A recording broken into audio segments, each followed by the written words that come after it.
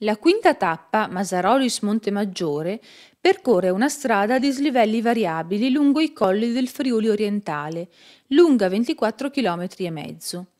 Giunti al valico con la Slovenia di Robediskis, si svolta a sinistra per Prossenicco. Superato il paese, si scende il monte fino a raggiungere l'altro valico di Ponte Vittorio.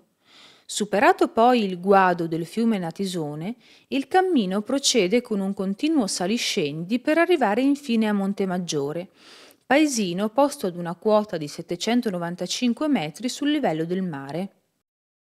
Schlafe, mein Prinzchen, schlaf ein, es ruht nun Schäfchen und Vögelein,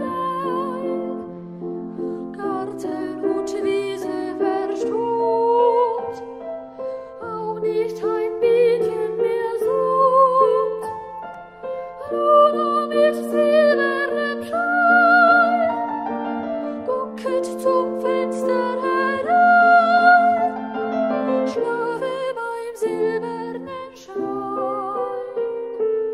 schlafe mein Prinzchen, schlaf ein, schlaf ein, schlaf ein.